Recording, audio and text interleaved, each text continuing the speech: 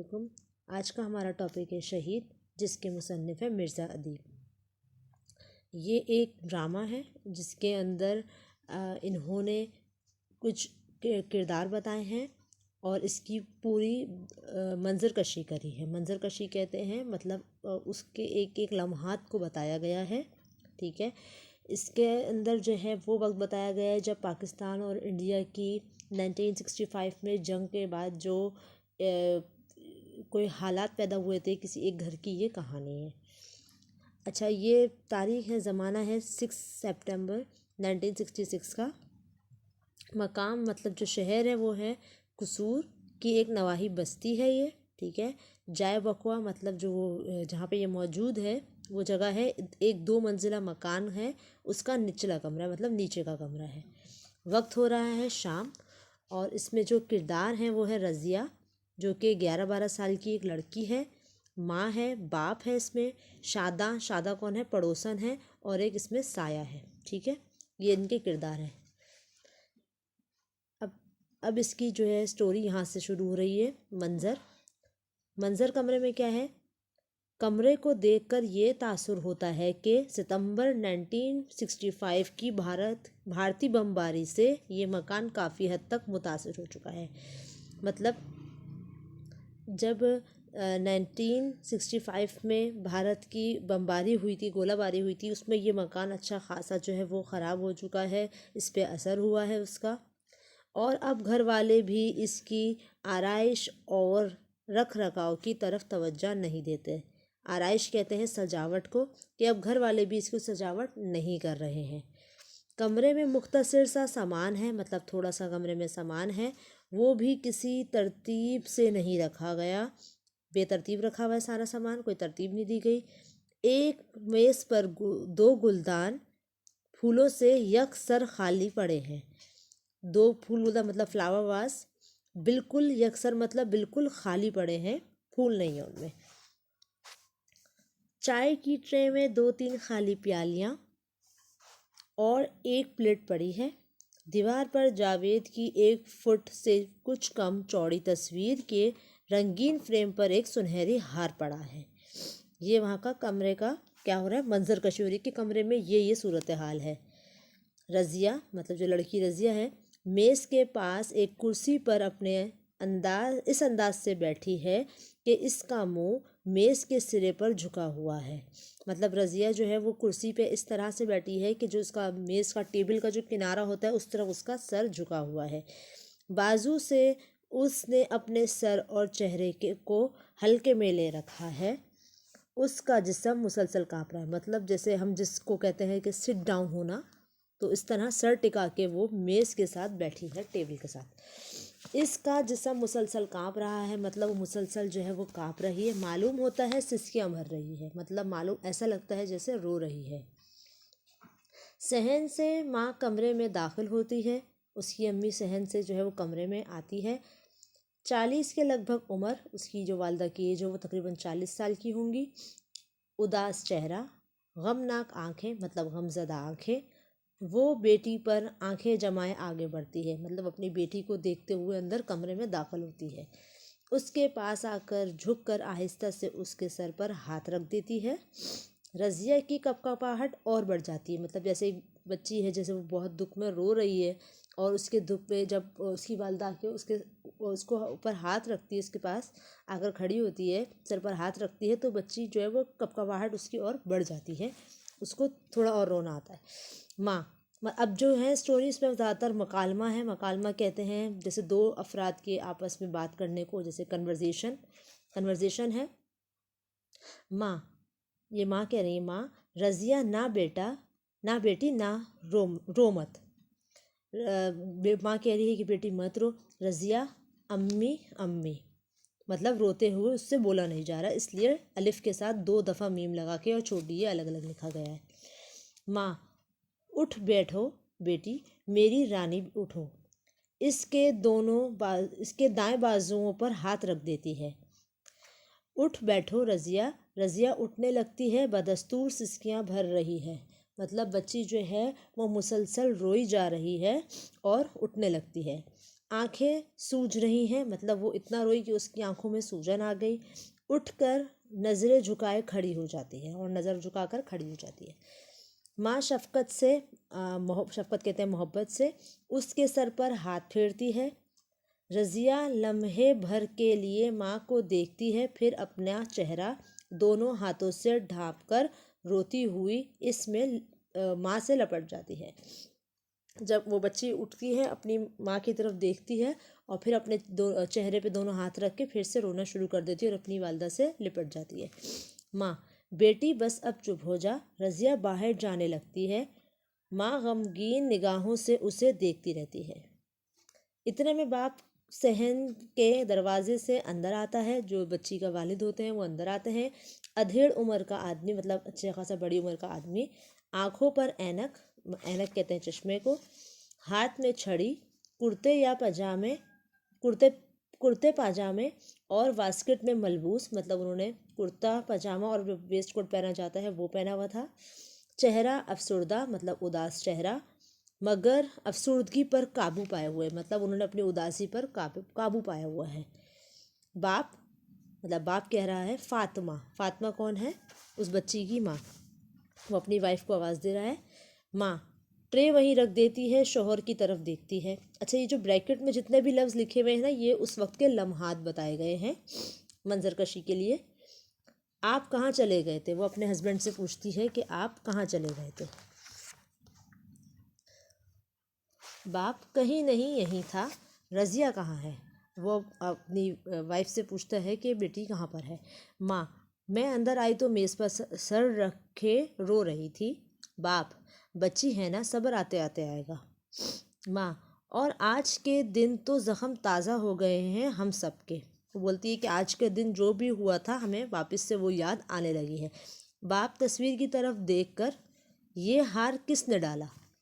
آگے بڑھ کر چھڑی رکھ دیتا ہے اور تصویر کو قریب سے دیکھنے لگتا ہے۔ ماں: رضیہ نے۔ بھائی کے گلے میں تو نہ ڈال سکی۔ اس کی تصویر، جو آگے ڈاٹ ڈاٹ ہے، اس کا مطلب یہاں سے وہ خاموش ہو گئی ہے، فقرہ پورا نہیں کر سکی، مطلب اپنی بات کمپلیٹ نہیں کر سکی۔ دوپٹے کے پلو سے آنسو پوچھنے لگتی ہے، اور اس کو اتنا کہتے ہی رونا آ جاتا ہے اور وہ اپنے دوپٹے کے پلو سے آنکھیں صاف کرتی ہے۔ باپ: یہ سعادت دنیا کے بہت خوش قسمت کے حصے میں آتی ہے۔ شہادت کو تم کیا سمجھتی ہو؟ وطن کی خاطر جان دینا، یہ شرف ہر ایک کو کہاں نصیب ہوتا ہے۔ تو باپ جو ہوتا ہے وہ اپنی بیگم سے، مطلب اپنی وائف سے کہتا ہے، بچی کی والدہ سے، کہ تم اس سعادت کو تم کیا سمجھتی ہو؟ یہ تو بہت خوش قسمت لوگوں کو ملتی ہے شہادت، اور اس کا جو رتبہ ہے وہ ہر کسی کو نہیں ملتا۔ ماں تصویر اٹھا کر کہیں چھپا نہ دوں؟ ماں کہتی میں اس تصویر کو اٹھا کے کہیں چھپا دیتی ہوں۔ تصویر اٹھانے لگتی ہے کہ رضیہ کمرے میں داخل ہوتی ہے۔ ماں شوہر کی طرف دیکھتی ہے، جو اشارے سے تصویر کو وہیں رکھ دینے کے لیے کہتا ہے۔ رضیہ آگے بڑھتی ہے اور تصویر پر ہار کو ترتیب دے کر اسے درست کرتی ہے، مطلب جب وہ تصویر اٹھانے لگتی ہے تو ہار کی جو ترتیب ہوتی ہے وہ خراب ہو جاتی ہے، تو بچی کمرے میں گھس کے اس کو واپس سے ٹھیک کرتی ہے۔ ماں اور باپ دم بخود اسے دیکھتے رہتے ہیں، مطلب حیرت زدہ نظروں سے وہ اپنی بچی کو دیکھتے رہتے ہیں۔ باپ: تم نے پرسوں کہا تھا، مطلب باپ اپنی بیٹی سے مخاطب ہو کے کہہ رہا ہے کہ تم نے پرسوں کہا تھا ٹافیاں لیتا آؤں، چلو جو تمہیں اچھی لگے لے لینا۔ رضیہ کچھ سوچ کر قدم اٹھاتی ہے اور باپ بیٹی دونوں دروازے سے نکل جاتے ہیں۔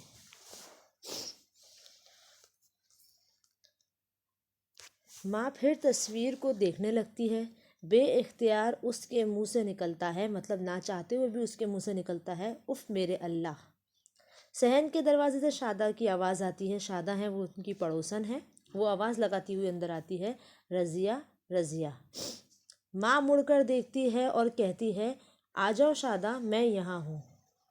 شادہ، ماں کی ہم عمر، ہنستی ہوئی آگے بڑھتی ہے۔ مطلب جو وہ عورت ہوتی ہے شادہ وہ والدہ کی عمر کی ہوتی ہے، اور وہ ہنستی مطلب جیسے پڑوسی ہمارے گھروں میں آتے ہیں تو اس طرح خوشی خوشی وہ ان کے گھر میں داخل ہوتی ہے۔ مگر فاطمہ اور تصویر پر نظر پڑتی ہے، وہ بھی اداس ہو جاتی ہے جب وہ دیکھتی ہے کہ اس کی جو پڑوسن ہے وہ بھی رو رہی ہے، اور اس کی نظر پڑتی ہے ان کے ایک شہید بیٹے پر، تو وہ بھی اداس ہو جاتی ہے، مطلب غمزدہ ہو جاتی ہے۔ شادہ، اب یہ شادہ کہہ رہی ہے پڑوسن ہے، کیا بات ہے بہن، آج دن بھر اوپر نہیں آئی؟ میں تو سمجھی تھی آج تم لوگ گھر پر نہیں ہو، اتنی خاموشی تھی تمہارے ہاں۔ ماں، ہم تو کہیں نہیں گئے، گھر ہی میں رہے سارا دن۔ اس نے کہا ہم تو کہیں نہیں گئے، سارا دن گھر میں تھے۔ شادہ، کوئی آواز ہی نہیں تھی، نہ تمہاری نہ رضیہ کی۔ ماں، کیا بتاؤں بہن۔ شادہ، خیر تو ہے، کیا بات تھی؟ پڑوسن اس سے دریافت کرتی ہے۔ ماں، آج جاوید کی 24ویں سالگرہ ہوئی۔ شادہ، 6 ستمبر کو؟ اس سے سوال پوچھتی ہے۔ ماں، یہی اس کے پیدائش ہونے کا دن ہے، اور اسی دن پھر وہ شدت احساس سے خاموش ہو جاتی ہے، مطلب وہ بول نہیں پاتی اور خاموش ہو جاتی ہے۔ تو یہی دن تھا اور وہ چھٹی پر آیا تھا۔ صبح سے گھر میں رونق تھی، میری رضیہ نے گھر میں رنگا رنگ جھنڈیاں لگائی تھی۔ سب عزیز ہمسائے، مطلب ہمارے جو عزیز لوگ ہوتے ہیں گھر والے، اس کے دوست جمع ہوئے تھے۔ اتنی چہل پہل اور ہنگامہ تھا کہ شادی کا سماں لگتا تھا، مطلب گھر میں اتنی رونق تھی کہ ایسا لگ رہا تھا جیسے گھر میں شادی ہو رہی ہو۔ رضیہ کو بھائی کی سالگرہ منانے کا بہت شوق تھا۔ دوست احباب جاوید کو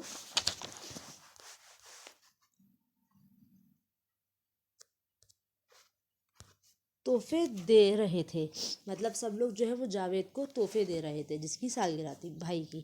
رضیہ نے خود پیسے جمع کر کے جو ہار خریدا تھا وہ الماری سے نکال کر خوشی خوشی بھائی کی طرف لیے چلے آ رہی تھی۔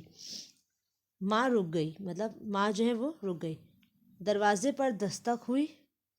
جاوید کو ڈیوٹی پر حاضر ہونے کا حکم ملا تھا۔ وہ حکم ملتے ہی جانے لگا۔ ہم نے روکا تو کہنے لگا، ماں، وطن نے مجھے پکارا ہے، اب میں کسی اور کام کے لیے نہیں رک سکتا۔ شادہ، اسی وقت چلا گیا؟ ماں، اسی لمحے بہن کہتی رہ گئی، بھائی جان گلے میں ہار ڈال لو، مجھے بولا واپس آ کر ہی ہار گلے میں ڈالوں گا رضیہ، مگر بولا اور چلا گیا۔ روشنی پھر یہ ان کی جو والدہ کی بات ہے وہ ختم ہو چکی ہے اب یہاں تک۔ اب یہ واقعہ آگے کی منظر کشی ہے۔ روشنی مدھم ہو چکی ہے، صحن کے دروازے سے ایک سایہ بڑھتا دکھائی دیتا ہے۔ مطلب یہ بعد میں منظر کیا ہوا کہ وہ تو اپنے الگ باتیں کر رہی تھی، اور پھر ان کو صحن کے اندر جو ہے وہ ایک سایہ ان کو نظر نہیں آیا، ایک سایہ ایک صحن میں آیا۔ یک رضیہ کی آواز ابھرتی ہے، مطلب فوراً سے کیا ہوتا ہے، رضیہ کی آواز آنے لگتی ہے۔ رضیہ، اب یہ رضیہ کا اور اس کے بھائی جاوید کا مکالمہ ہے، مطلب ان کی کنورزیشن ہے۔ رضیہ، بھائی جان آپ؟ جاوید، رضیہ، بھائی جان آپ کہاں تھے آپ؟ جاوید، یہاں وہاں ہر جگہ ہر مقام پر کہاں نہیں تھا میں ہر طرف تھا، ہر جگہ تھا، کہاں نہیں تھا، مطلب اس نے یہ کہا۔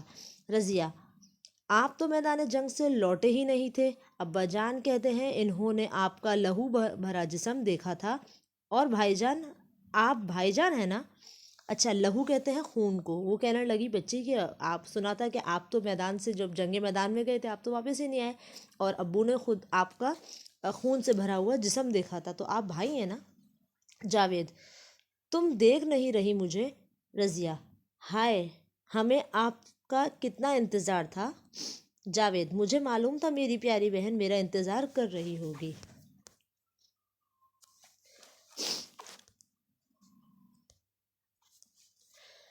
رضیہ، معلوم ہے آج کون سا دن ہے؟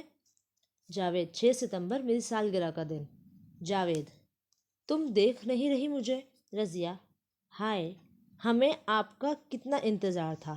جاوید، وہ ہار میں اب بھی دیکھ رہا ہوں۔ رضیہ، دیکھ رہے ہیں نا اپنی تصویر کے گرد، مطلب اپنی تصویر کے پاس جو ہے وہ آپ دیکھ رہے ہیں نا ہار؟ جاوید، ہاں۔ رضیہ، میری کتنی آرزو تھی، آرزو کہتے ہیں خواہش کو، میری کتنی آرزو تھی کہ یہ ہار آپ کے گلے میں ڈالوں۔ مگر آپ چلے گئے۔ جاوید: اسی لیے تو آیا ہوں۔ رضیہ: کس لیے؟ جاوید: وہ ہار تم اب بھی میرے گلے میں ڈال سکتی ہو۔ رضیہ: اچھا۔ جاوید: کیوں نہیں؟ رضیہ: تو اتارو ہار۔ ہار فضا میں لہراتا ہے، مطلب کیا ہوا، جو ہار ہے وہ ہوا میں لہرا رہا ہے، یہ سٹوری بتا رہے ہیں ہمیں۔ رضیہ: آؤ بھائی جان۔ جاوید: اب تو خوش ہونا۔ رضیہ: پسند ہے یہ ہار آپ کو؟ جاوید: میری بہن کا ہار مجھے پسند کیوں نہ ہوگا، مطلب میری بہن کا جو ہار ہے وہ مجھے پسند کیوں نہیں آئے گا؟ یہ ہار تو شفق کہتے ہیں اسے جب سورج جاتا ہے یا سورج نکلتا ہے صبح یا شام میں غروب ہوتا ہے، تو جو اس وقت کا منظر ہوتا ہے، آسمان جب سرخ رنگ کا ہو جاتا ہے تو اس کو کہتے ہیں، اس کلر اس کو کہتے ہیں شفق، جو وہ وقت ہوتا ہے اس کو کہا جاتا ہے۔ اور قوس قزح کہتے ہیں رینبو، دھنک کو گوندھ کر بنایا ہے، مطلب گوندنے سے مراد یہاں پر اس سے ملا کر بنایا گیا ہے۔ اس بھائی نے اپنی بہن کے ہار کو قوس قزح سے تشبیہ دی ہے۔ اتنا پیارا، کتنا خوبصورت ہے یہ ہار۔ رضیہ: مگر بھائی جان آپ دروازے کی طرف کیوں دیکھ رہے ہیں؟ جاوید: مجھے جانا ہے رضیہ۔ رضیہ: نہیں بھائی جان۔ جاوید: دیکھو میں نے تمہاری خواہش پوری کر دی، اب مجھے جانا ہے۔ رضیہ: کیوں جانا ہے آپ کو؟ جاوید: مجھے جانا ہے؟ جانا کہاں ہے، میں یہیں رہوں گا تمہارے آس پاس، صبح کی روشنی میں، دوپہر کی دھوپ میں، رات کے اندھیروں میں، ہر وقت تمہارے قریب۔ تم مجھے نہیں دیکھ سکتی مگر میں تمہیں دیکھا کرتا ہوں۔ یہ مطلب بھائی اپنی بہن سے کہہ رہا ہے ایسا۔ اچھا، پھر یہ آگے بتایا گیا ہے کہ سایہ پیچھے ہٹنے لگتا ہے، پیچھے ہوتا جاتا ہے۔ رضیہ کی بھائی جان کہتی آواز بڑھنے لگتی ہے۔ باپ کمرے میں داخل ہوتا ہے۔ اب جو ہے مکالمہ آگے۔ باپ: کیا ہوا رضیہ، کیا ہوا بیٹی؟ رضیہ: بھائی جان ابھی یہیں تھے، میں نے ان کے گلے میں ہار ڈالا تھا۔ باپ: بیٹی جانے والے کب لوٹ کر آتے ہیں؟ ماں اور شادہ بھی کمرے میں داخل ہوتی ہیں۔ حیرت سے شادہ پوچھتی ہے کیا معاملہ ہے؟ باپ: کہتی ہیں ابھی بھائی جان آئے تھے، میں نے ان کے گلے میں ہار ڈالا ہے۔ شادہ: ہار تو وہ پڑا ہے بچی، مطلب ہار تو یہیں پڑا ہوا ہے۔ شادہ آگے بڑھ کر ہار اٹھانے کی کوشش کرتی ہے، چیخ مار کر ہاتھ ہٹا لیتی ہے، مطلب وہ جب ہار اٹھاتی تو وہ زور سے چیخ مار کے اور ہٹا لیتی ہے ہاتھ۔ سب یکدم کہتے ہیں، سب ایک ساتھ ہی کہتے ہیں، مطلب یکدم مطلب ایک ساتھ ہی کہتے ہیں کیا ہوا؟ شادہ: لہو لہو ہار پر لہو، سچ مچ لہو، مطلب خون ہے ہار پر، سچ میں خون ہے۔